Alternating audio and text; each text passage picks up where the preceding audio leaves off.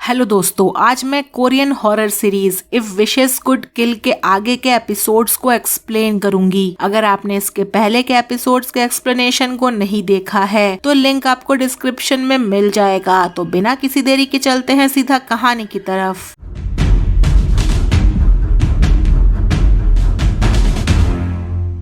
Episode 5 की शुरुआत होती है जियोन वू और नारी के स्कूल में छुपकर घुसने से। फिर स्टोरी फ्लैशबैक में जाती है 4 नवंबर 2008 की रात, जब नारी ने नशे की हालत में अपनी विश की थी। उस रात वो डोंगजे और चाई यून के साथ पार्टी कर रही थी। वो जियोन वू की फोटोज दिखाकर उनके सामने अपनी फीलिंग्स शो करती है और साथ ही योंग वुक का मजाक उड़ाती है, ये कहते हुए कि कैसे कोई इतना स्टूपिड हो सकता है कि एक ऐप पर बिलीव करे जो विशेस फुलफिल करता है। डोंगजे मजाक में नारी को डराने लगता है जैसे ऐप सच में रियल हो। वो हायरंग और सी वॉन का नाम लेकर उसे और कंफ्यूज करता है। चे यून क्लियरली अनकंफर्टेबल होती है और उसे रोकने की कोशिश करती है, लेकिन आखिर में डोंगजे बोल देता है कि ये सब एक जोक था। गुस्से में आकर नारी रिएक्ट करती है और विश कर देती है कि डोंगजे और योंग वुक दोनों मर जाए। चायून उसे रोकने की कोशिश करती है, लेकिन तब तक देर हो चुकी थी। अगली सुबह नारी हैंगओवर के साथ उठती है और लेट हो जाती है क्लास के लिए। जब वो स्कूल पहुंचती है तब वो योंग वुक को अपना गला काटते हुए देख लेती है। वो पैनिक हो जाती है और उसी वक्त उसे मैसेज आता है कि उसकी विश फुलफिल हो गई है। उसका टाइमर भी स्टार्ट हो जाता है। वो डर के मारे वॉशरूम में छुप जाती है, वॉमिटिंग करती है और साथ ही डोंगजे को कॉल करती है, लेकिन वो फोन नहीं उठाता।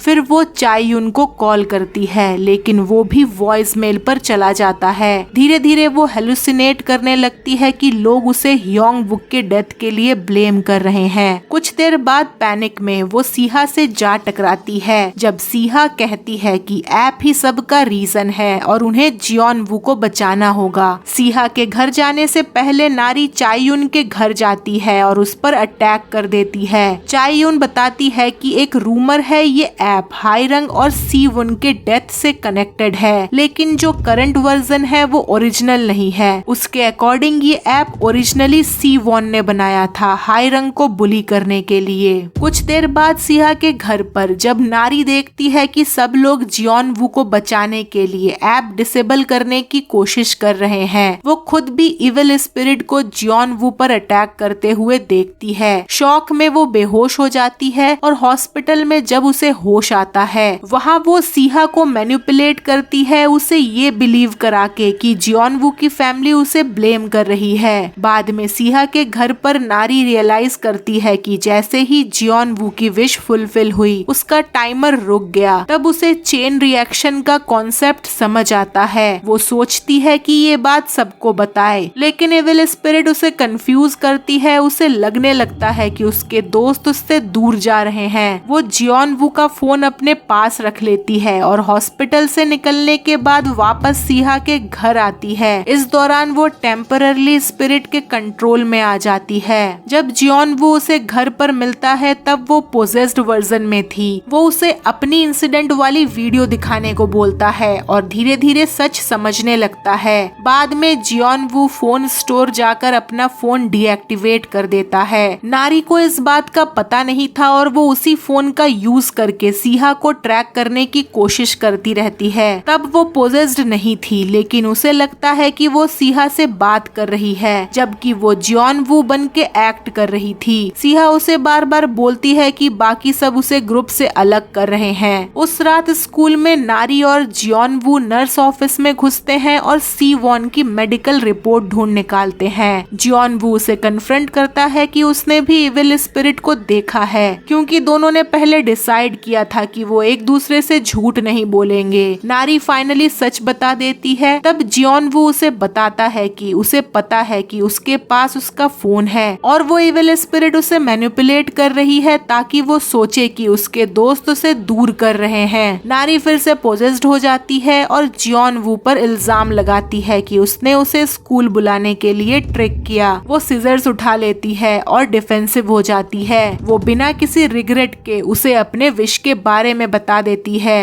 बीच के केओस में जब स्पिरिट कुछ पल के लिए उसके बॉडी से निकलती है, नारी उसे स्टैब कर देती है, जिसके बाद फिर से स्पिरिट दोबारा उसे पोजेस कर लेती है और वो वहाँ से भाग जाती है। इसी दौरान बोंग वुल का कंपास सिग्नल देता है कि इविल स्पिरिट स्कूल के अंदर है। वो तुरंत हाजुन और सिहा को बचाने के लिए दौड़ पड़ता है। रास्ते में उसकी टक्कर जियोन वू से होती है, जो ग्लास डोर तोड़कर नारी तक पहुंचने की कोशिश कर रहा था। तभी इविल स्पिरिट जियोन वू के सामने अपीयर होती है और उसे टॉर्चर करने लगती है। इस प्रोसेस में वो अननोइंगली अपने ही नाखून से अपना गला काटने लगता है। थैंकफुली बोंग वुल टाइम पर पहुंच जाता है और उसे बचा लेता है। दूसरी तरफ हाजुन और सिहा फाइल्स डाउनलोड कर लेते हैं, लेकिन उसी वक्त लाइट्स बंद हो जाती हैं। स्पिरिट टूटे हुए ग्लास का यूज करके बोंग वुल पर अटैक करती है और उसकी एक आंख को इंजर्ड कर देती है। एपिसोड एक अजीब सीन पर खत्म होता है।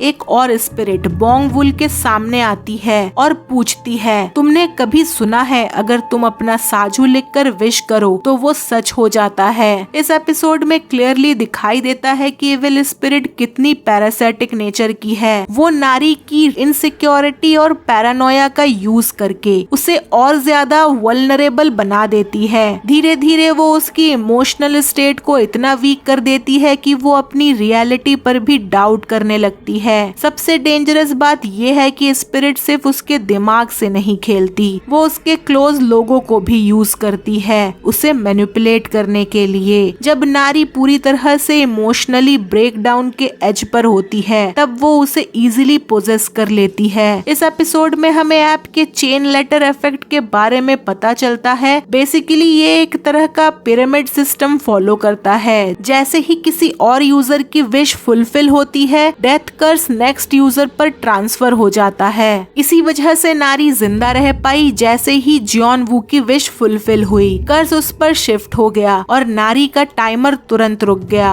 एपिसोड 6 हमें उस साल में ले जाता है जहां सब कुछ शुरू हुआ था। जैसे चाय युन ने बताया था, कहानी की जड़ हाई रंग और सी वुन से जुड़ी है। एपिसोड की शुरुआत होती है जब हाई रंग सी वॉन के घर उसे मिलने जाती है। वहाँ सी वॉन की माँ, जो एक शामन थी, वो नोटिस करती है कि हाई रंग की आंख में एक कर्स्ड स्प्लिंटर है। वो अपनी शामनिस्टिक पावर का यूज करके उसे हील कर देती है। हाई रंग इस बात से इमोशनल भी हो जाती है और क्यूरियस भी। चाहे सी वॉन ने उसे कितने भी बार वार्न किया हो कि उसकी माँ से दूर रहे, एक्चुअली सी वॉन अपने घर से दूर रहना चाहती थी क्योंकि उसे अपनी माँ का शामन होना पसंद नहीं था। वो अपनी माँ के अल्कोहलिज्म और शामन होने को अपने पिता के डेथ के लिए ब्लेम करती थी। इसीलिए जब हाई रंग कैजुअली बताती है कि वो उसके घर गई थी, सी वॉन को बिल्कुल पसंद नहीं आता। उन दोनों के बनाए हुए हाइड आउट से निकलते वक्त हाई रंग अपने क्रश जी ताई के चक्कर में इतनी लॉस्ट होती है कि वो उसके साथ सेम बस लेने से बचती है और इस चक्कर में दोनों बस मिस कर देते हैं। सी वॉन उसे टीज करते हुए प्रॉमिस करती है कि वो उसका सीक्रेट किसी को नहीं बताएगी, बस एक कंडीशन पर कि हाई रंग भी ये सीक्रेट रखे कि सी वॉन एक शामन की बेटी है। स्कूल में हाई रंग कोडिंग क्लब ज्वाइन करने की बात करती है, लेकिन सी वॉन उसे डिस्करेज कर देती है जैसे वो उसके लिए सुटेबल नहीं हो। तब हीजिन सी वॉन को अपने ग्रुप जी ताई और डोंग जे के साथ ऐप कॉन्टेस्ट के लिए टीम अप करने को बोलती है। जैसे जैसे सी वॉन अपने कोडिंग दोस्तों के साथ ज्यादा टाइम स्पेंड करने लगती है, हाई रंग खुद को धीरे धीरे अलग फील करने लगती है और सिचुएशन और खराब तब होती है जब सी वॉन इनडायरेक्टली उन लोगों को ये बिलीव करने देती है कि हाई रंग एक वियर्ड शामन की बेटी है। डोंग जाए आइडिया देता है कि क्यों ना एक ऐसा ऐप बनाया जाए जो विशेस फुलफिल करे, शामन कॉन्सेप्ट से इंस्पायर्ड, और नेचुरली इसमें सबसे ज्यादा काम सी वॉन ही करती है। स्कूल के बाहर सी वॉन अपनी माँ से दूर भागने की कोशिश करती रहती है, लेकिन हाई रंग बार बार सी वॉन की माँ इब्सुन से टकरा जाती है। आखिरकार हाई रंग की क्यूरियोसिटी जीत जाती है और हाई रंग उसका इनविटेशन एक्सेप्ट करके घर चली जाती है। इब्सुन उसे अपने काम के बारे में बताती है और कहती है कि शामन बनना हर किसी के बस की बात नहीं, सिर्फ उन लोगों के पास ये गिफ्ट होता है जो नेचुरली गिफ्टेड होते हैं। हैं। जब सीवुन उन दोनों को साथ देखती है तो वो गुस्से से भर जाती है। हायरंग बार बार माफी मांगती है लेकिन सीवोन उसे माफ नहीं करती। उसे लगने लगता है हायरंग उसकी दोस्ती फेक कर रही थी और उसके सीक्रेट्स एक्सपोज करने के लिए एविडेंस कलेक्ट कर रही है। बाद में हाइड आउट पर सीवोन थोड़ा काम होती है, उसे माफ करती है और अपने ऐप प्रोजेक्ट के बारे में बताती है। वो कैजुअली बोल देती है कि काश वो साजू मेथड यूज करके अपनी माँ के डेथ को विश कर पाती। फिर वो हायरंग से पूछती है कि उसकी विश क्या होती। हायरंग सिंपल सा जवाब देती है कि वो चाहती है कि जीताई उसे प्यार करे। टेस्ट के लिए सीवोन हायरंग को कन्विंस करती है कि वो वीडियो रिकॉर्ड करके सिंसियरली विश करे।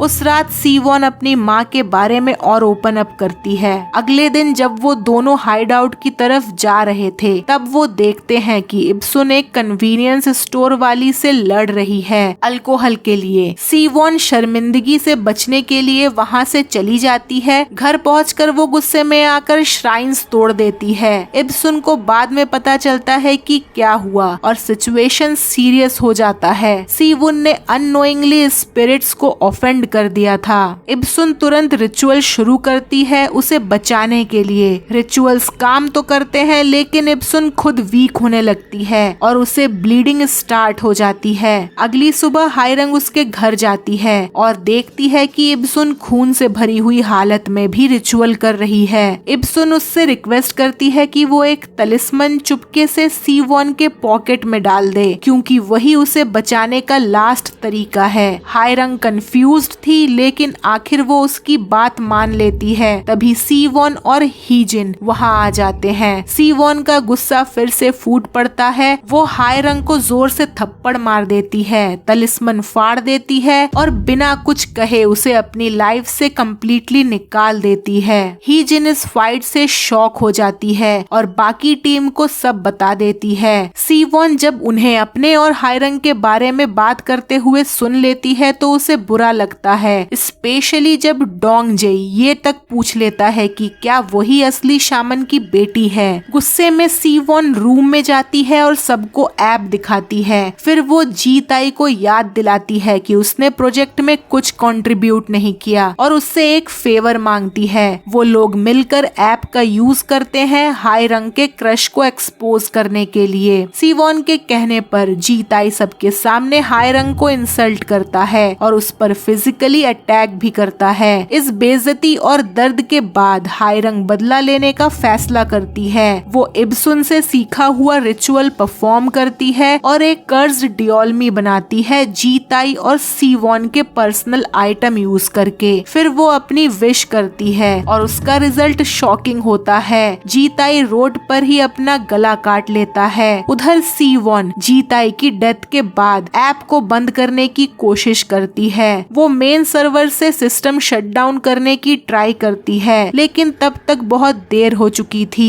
सर्वर बंद नहीं हो रहा था। आखिर में वो सर्वर रूम में ही अपना गला काट लेती है। मरने से पहले वो फाइट बैक करने की कोशिश करती है। वो अपना चेहरा काट लेती है लेकिन जब कुछ काम नहीं करता तो वो एक लास्ट विश करती है कि हायरंग की विश हमेशा रिपीट होती रहे। सीवोन को कभी फुली ट्रस्ट ही नहीं था कि हायरंग उसका सीक्रेट सेफ रखेगी। उसके अंदर हमेशा ये डर था कि लोगों को पता चल जाएगा कि उसकी माँ एक शामन है। हायरंग का बार बार इब्सुन से मिलना और वार्निंग्स इग्नोर करना उसकी पैरानोया को और बढ़ा देता है। धीरे धीरे उनकी इतनी प्यारी दोस्ती जेलसी में बदल जाती है और वही सब कुछ तोड़ देती है। हायरंग के इंटेंशंस एक्चुअली बुरे नहीं थे लेकिन सीवोन ने कभी उसके पर्सपेक्टिव को समझने की कोशिश ही नहीं की। पब्लिक ह्यूमिलेशन ने हायरंग को कम्प्लीटली तोड़ दिया। वो उसके लिए लास्ट ब्रेकिंग पॉइंट था। अपनी जान देकर उसने एक ऐसा सैक्रिफाइस किया जिसने इस कर्स्ड ऐप की शुरुआत कर दी। सीवोन के साथ भी कुछ ऐसा ही हुआ। उसकी लास्ट विश के बाद एक कर्स्ड ऐप क्रिएट हो गया, एक ऐसा ऑब्जेक्ट जो कर्स को होल्ड करता है। उसने सिर्फ खुद को नहीं बल्कि हायरंग को भी इस कर्स में परमानेंटली बांध दिया और साथ ही बाकी लोगों को टॉर्मेंट करने का साइकिल शुरू कर दिया। एपिसोड 7 की शुरुआत एक इंटेंस सीन से होती है। पोजेस्ड नारी जिम में हाजुन और सीहा पर अटैक कर देती है। इसी बीच बोंगवुल और जियोनवू उन्हें बचाने के लिए पहुंच पहुंचते हैं, लेकिन तब तक सिचुएशन काफी डेंजरस हो चुकी थी। नारी एक मेटल स्टिक से सीहा पर हमला कर देती है। उस मोमेंट पर हाजुन बिना सोचे समझे बीच में आ जाता है और अपने बॉडी से सीहा को शील्ड करता है और इसी चक्कर में उसका एक हाथ फ्रैक्चर हो जाता है। सीहा नारी को समझाने की पूरी कोशिश करती है, लेकिन कोई फायदा नहीं होता। वो पूरी तरह पोजेस्ड थी और वो दोबारा उस पर अटैक कर देती है। वहीं बोंगवुल को एक आंख में चोट लगने के बाद क्लियरली स्पिरिट्स दिखने लगे थे। वो उस स्पिरिट को देख पाता है जो नारी को कंट्रोल कर रही थी।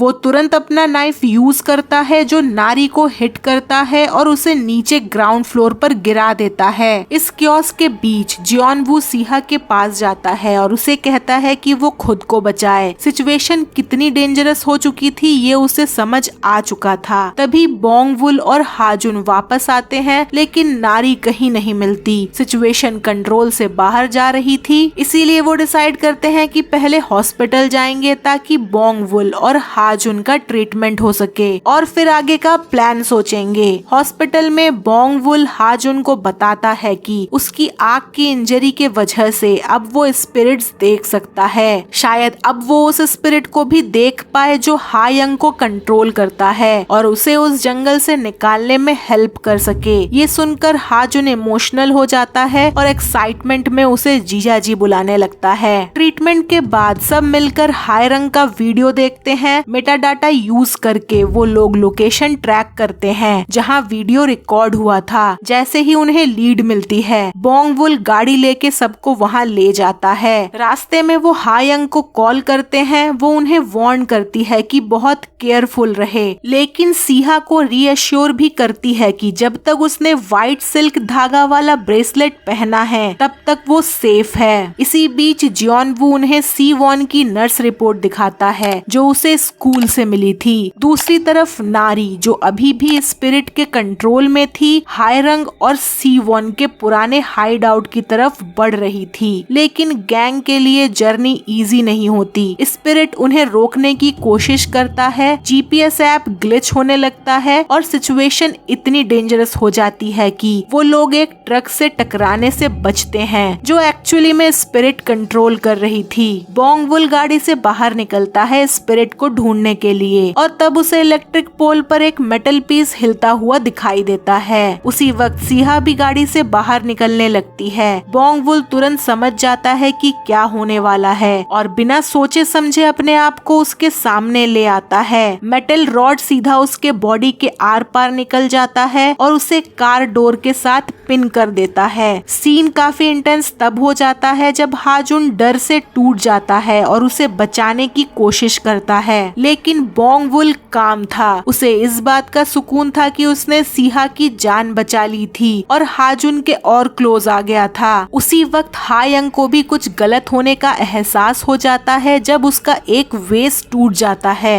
बोंगवुल सीहा और जियोनवू को कहता है कि जल्दी से रेनबो विंडो वाला घर ढूंढे। वो अपना नाइफ और कंपास उन्हें दे देता है ताकि वो स्पिरिट को ट्रैक कर सके। हाजुन वहीं रुक जाता है एम्बुलेंस का वेट करने के लिए और हॉस्पिटल से हायंग को कॉल करता है। वो उसे रीअश्योर करती है कि बोंगवुल ठीक हो जाएगा। थोड़ी देर सर्च करने के बाद सीहा और जियोनवू अलग अलग हो जाते हैं। सीहा को वो घर मिल जाता है, लेकिन सेकंड फ्लोर तक जाने वाला ब्रिज काफी अनस्टेबल था। वो रिस्क लेते हुए जंप करने का डिसीजन लेती है और जियोनवू को वेट करने को कहती है। रूम के अंदर जाकर वो फाइनली फोन ढूंढ लेती है। जैसे ही वो उसे उठाने की कोशिश करती है, पोजेस्ड नारी उसे रोक देती है। दोनों के बीच एक डेंजरस फाइट शुरू हो जाता है। जियोनवू भी अपना डर साइड में रखकर जंप करता है और रूम में घुसकर सीहा की हेल्प करता है, लेकिन नारी पर स्पिरिट का कंट्रोल बहुत स्ट्रॉन्ग था। सिचुएशन कंट्रोल से बाहर जाता देख जियोनवू मजबूरी में बोंगवुल का नाइफ यूज करके नारी को स्टैब कर देता है। नारी को नाइफ स्टैब होते ही वो धीरे धीरे पीछे वॉल के अगेंस्ट क्रॉल करने लगती है। सीन एक हैवी साइलेंस में शिफ्ट हो जाता है। नारी उन दोनों को शॉक में देखती है, जैसे उसे यकीन ही नहीं हो रहा हो कि उसके दोस्तों ने उसे स्टैब किया। इस बीच सीहा फोन उठा लेती है और उसे समझाने की कोशिश करती है कि वो उनके साथ चले। उन्हें लगता है कि अब नारी पर से पोजीशन हट चुका है और वो उसे हायंग के बारे में भी बताती है। लेकिन जैसे ही सिया उसके पास आती है, नारी अचानक सिल्क ब्रेसलेट काट देती है। तुरंत सिया जमीन पर गिर जाती है और उसकी बॉडी शेक करने लगती है और उसके हाथ में जो फोन था वो लाल हो जाता है। क्लियर साइन की कर्स एक्टिवेट हो चुका है। नारी हंसने लगती है जबकि जॉन वो पैनिक में आ जाता है। उसी वक्त हायंग का ब्रेसलेट भी टूट जाता है, जो ये सिग्नल देता है कि सिया अब बहुत बड़े डेंजर में है। यहाँ पर स्पिरिट का गेम बिल्कुल क्लियर हो चुका था। वो नारी के अंदर जो जेलेसी थी उसे वो वेपन बना रही थी। उसका गोल सिर्फ अटैक करना नहीं बल्कि ग्रुप को अंदर से तोड़ना था। इसीलिए वो ऐसे सिचुएशन क्रिएट करती है जहाँ सिया और जियोनवू को लगे कि गलती उनकी है, जबकि एक्चुअल में वो सब मैनिपुलेट हो रहे थे। सिया की प्रॉब्लम ये थी कि वो अभी भी नारी को एक दोस्त की तरह देख रही थी, ना कि एक थ्रेट की तरह। उसकी ये इमोशनल अटैचमेंट सिचुएशन को और रिस्की बना देती है। इस बार उसकी एक गलती ने लिटरली सब कुछ दाव पर लगा दिया था।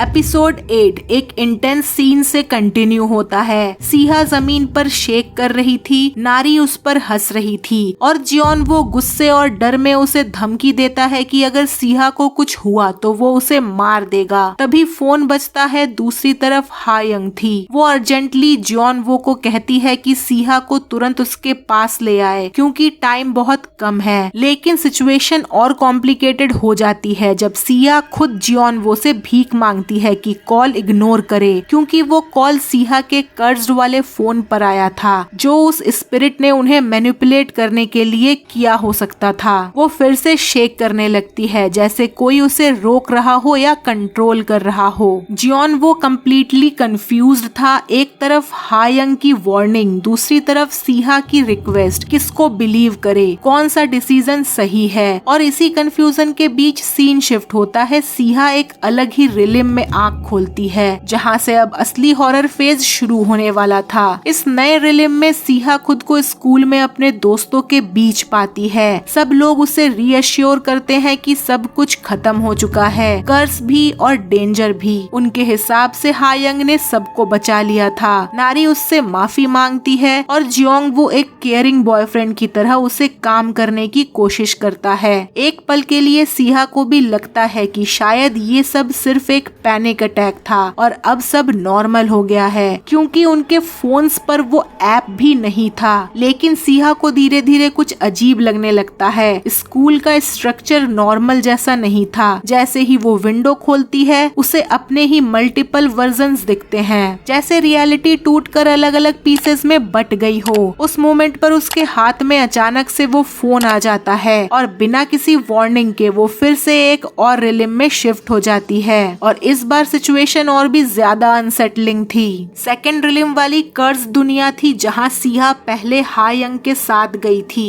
इस बार वहाँ नारी भी थी, फुली पोजेस्ड, और वो सिया को हर हाल में रोकने की कोशिश करती है ताकि कर्ज खत्म ना हो। रियल दुनिया में जियोन वो बोंग वुल का कंपास यूज करता है ये समझने के लिए कि कौन सच बोल रहा है। फिर वो एक टैक्सी पकड़ता है और पूरी कोशिश करता है सिया को हायंग तक पहुंचाने की, लेकिन इविल स्पिरिट उन्हें आसानी से जाने नहीं देती है। बार बार उनके रास्ते में ऑब्स्टिकल्स आते रहते हैं। ऊपर से जियोन वो कभी पहले हायंग के घर गया नहीं था, इसीलिए जंगल में बार बार भटक जाता है और यहाँ सिचुएशन और भी टेंस हो जाती है। उधर हायंग बार बार हीलियम पेपर लालटेन जलाने की कोशिश करती है, लेकिन हर बार कुछ ना कुछ उसे फेल कर देता है, जैसे कोई अनसीन फोर्स उस रिचुअल को कंप्लीट नहीं होने दे रहा हो। फाइनली काफी स्ट्रगल के बाद वो एक लालटेन सक्सेसफुली जला लेती है। ये लालटेन सिग्नल की तरह काम करता है और जियोन वो को हायंग का एग्जैक्ट लोकेशन ट्रैक करने में हेल्प मिलती है। जब जियोन वो फाइनली वहाँ पहुँच जाता है तो सब मिलकर उस रेड फोन को डिस्ट्रॉय करने का रिचुअल स्टार्ट कर देते हैं। हायंग अपने तीर से हायरंग के कर्ज्ड फोन को तोड़ देती है, पर फिर भी कर्ज खत्म नहीं होता। वापस सेकंड रिलीम में सीन शिफ्ट होता है जहां पोजेस्ड नारी सिया पर अटैक करते हुए उसे ऑलमोस्ट मारने ही वाली थी। तभी वहां हायंग टाइम पर आकर सिया को बचा लेती है, लेकिन उस प्रोसेस में उसका मास्क टूट जाता है जो दिखाता है कि उसकी प्रोटेक्शन भी वीक हो रही है। हायंग सिया को बताती है कि जो फोन उन्होंने तोड़ा है वो असली कर्ज कर्स्ड फोन नहीं है। वो उसे ये भी बताती है कि उन्हें एक डोर बनाना होगा ताकि वो इस रिलिम से एस्केप कर सके, लेकिन उससे पहले हायरंग वहाँ अपीयर होती है और उन्हें सर्वर रूम की तरफ गाइड करती है। अब सरप्राइजिंगली ट्विस्ट ये होता है कि हायरंग का नेक मैजिकली रीअटैच हो चुका था, जैसे वो कर्ज से फ्री हो चुकी हो।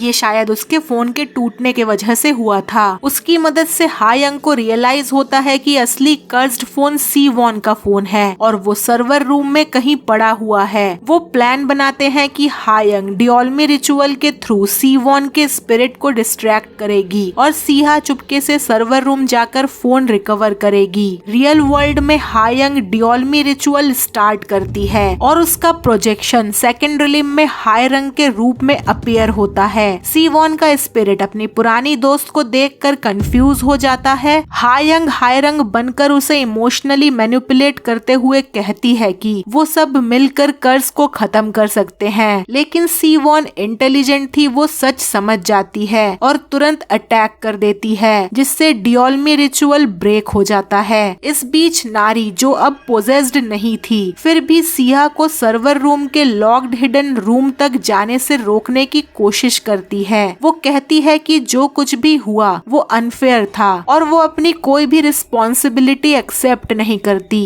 दोनों के बीच इंटेंस फाइट होती है। सीहा ज्यादातर अवॉइड करती है और नारी को समझाने की कोशिश करती है, लेकिन जब नारी अपनी गलती मानने से इनकार कर देती है तो सीहा ट्रिगर हो जाती है और फाइनली रिटेलिएट करती है। क्योस के बीच नारी एक ब्रोकन ब्रूम हैंडल से सीहा के एब्डोमेन में स्टैब कर देती है। इसके बाद सीहा गुस्से में आकर उसे बुरी तरह ओवरपावर कर लेती है और नारी बेहोश हो जाती है। उधर सीहा किसी तरह फोन तक पहुंचने की कोशिश करती है, जबकि हायंग सीवॉन के स्पिरिट के साथ अपने आप को टेम्पररली लिंक कर लेती है ताकि सीहा को ज्यादा टाइम मिल सके। फाइनली सीहा फोन हासिल कर लेती है और उसे हायंग की तरफ ले जाती है, लेकिन हायंग उस वक्त सीवॉन के घोस्ट के साथ एक एरो कनेक्शन में फंसी हुई थी और वॉल से पिंड थी। वो फोन पर एरो शूट करने की कोशिश करती है, लेकिन वो मिस हो जाता है। सीहा तुरंत एरो उठाने के लिए दौड़ती है और इसी रिएक्शन में सीवॉन का घोस्ट इतना स्क्रीम करता है कि सारे ग्लास विंडोज टूट जाते हैं। आखिरकार सीहा एरो तक पहुंच जाती है और उसे यूज करके फोन को परमानेंटली डिस्ट्रॉय कर देती है। इसके साथ ही कर्ज खत्म हो जाता है और सीहा और हायंग दोनों रियल दुनिया में वापस आ जाते हैं। अनफॉर्चुनेटली कर्ज्ड फोन डिस्ट्रॉय होते ही कर्ज रिलिम कोलैप्स हो जाता है और नारी उसी रिलिम में फंस जाती है। सबको लगता है कि वो वहीं मर चुकी है। कुछ दिन बाद स्कूल के स्टूडेंट्स ह्योंग वुक को याद करके उसकी मेमोरी को रिस्पेक्ट देते हैं। बोंग वुल, जो अब स्पिरिट्स को देख सकता है, ह्योंग वुक की सोल को पीसफुली डिपार्ट होते हुए विटनेस करता है। जियोन वू सीहा को कन्विंस करता है कि वो फाइनली गिरिगो ऐप अपने फोन से डिलीट कर दे।